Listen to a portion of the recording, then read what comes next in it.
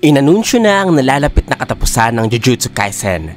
Ito ay magaganap matapos ang 5 kabanata, kasama ang chapter 267 na pag-uusapan natin ngayon.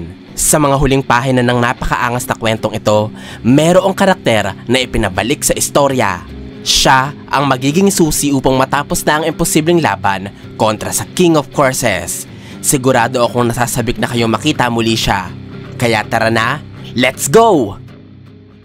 Nagumpisa ang kabanata sa eksena kung saan makikita natin ang dalawang pinakamalakas sorcerer sa istorya. Ito ay sila Yuta Okkotsu at Satoru Gojo. Nasa kalagitnaan sila ng switch training, kaya ang mga kaluluwa nila ay nagpalit ng katawan. Hinihingi ni Yuta mula kay Gojo ang huling daliri ni Sukuna upang ipakain nila ito kay Rika at para makopya nila ang curse technique ni Sukuna. Hindi siya pinagbigyan ni Gojo sa kahilingan sapagkat sinabi ng sorcerer na hindi sapat ang daliring ito para makopya ni Yuta ang cutting techniques ng King of Courses. Bukod dito, naalala din ng binatang sorcerer na kapag sinusubukan niyang mangopya ng abilidad matapos kainin ni Rika ang parte ng kanyang mga kalaban, hindi ito gumagana kapag napatubo na ng kanyang target gamit ang reverse curse technique ang parteng kinain ni Rika bago pa nila tuluyang magaya ang kakayahan. Sa madaling salita, dahil buo na ulit ang mga daliri ni Sukuna, hindi makokopya ni Yuta ang shrine ng King of Courses sa pagkain ng daliri nito. Dulot ng kondisyong meron ng kanyang copy ability, kinausap ni Yuta si Yuji upang ang daliri ng ating bida ang ipakain nila kay Rika.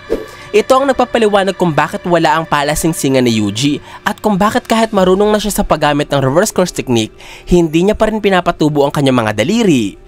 Bumalik ang eksena sa kasalukuyan kung saan makikita natin si Sukuna na nagulat matapos makita ang mga putol na daliri ni Yuji. Napagtanto ng King of Courses sa mga pangyayari, katulad ng pagpapakain ni Yuji ng kanyang mga daliri kay Rika, ang panloloko sa kanya ni Yuta, at ang pananatiling buhay ng kanyang huling daliri. Lumipat ang pahina sa lugar kung saan nakatali ang daliri ni Sukuna. Binabantayan ito ng dalawang sorcerer na sila Iori Otahime at Principal Gakuganji. Tinanong ng matanda sa kasamang guro kung kaya ba talaga ng curse technique na kanilang pinag-uusapan na pinsalain ang daliri ni Sukuna. Sumagot si Otahime sa pagkasabi na magagawa nila ito kung lilikha ang babaeng estudyante na kanilang pinag-uusapan ng isang binding vow na naglalayong lagyan lamang ang daliri ng epekto mula sa isang curse technique at hindi ang wasakin ito.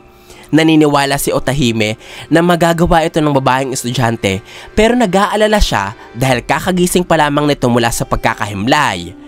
Ang babaeng estudyante na kanyang tinutukoy ay walang iba kundi ang kaibigan ni Yuji na si Yuko Ozawa. Joke lang, siya ay walang iba kundi si Nobara Kugisaki. Ipinakita ang napakaganda at napakaangas na babaeng karakter, suot-suot ang kanyang eye patch at hawak ang mga pakong nakahanda na niyang gamitin para parosahan ng anak na Gege. Itinali ni Nobara ang kanyang manikang gawa sa dayami kasama ang huling daliri ni Sukuna at pagkatapos ay ginamit niya ang kanyang martilyo upang pukpukin ang pako patagos sa dalawang cursed object.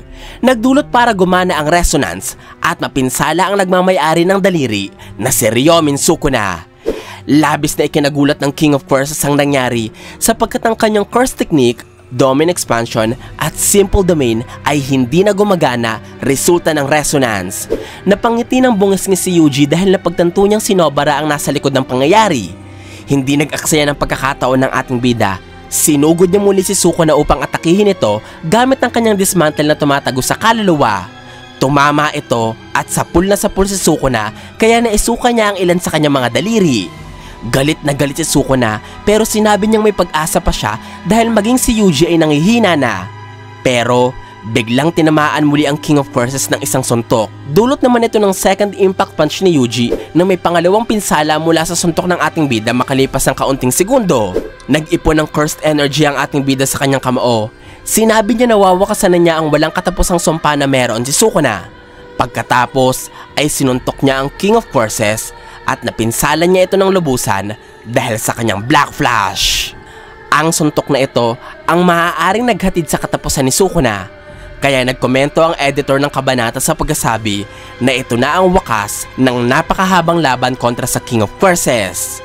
Ito na nga ba talaga ang katapusan ni Sukuna? Makakabalik pa din kaya si Megumi? At matatapos na ba talaga ang laban sa pagkapanalo ng ating mga bida? Yan ang dapat nating abangan at pag-uusapan natin sa full chapter review ko ng chapter 267 ng Jujutsu Kaisen. Ito po ang spoilers ng chapter 267 ng Jujutsu Kaisen. Sana po ay nagustuhan nyo ang aking paliwanag. Kung may mga katanungan pa kayo o gustong idagdag ay wag po kayong mahihiyang mag-iwan ng komento sa ibaba. Maraming salamat po sa panonood ng aking videos. Ako po si J.E. Hanggang sa muli!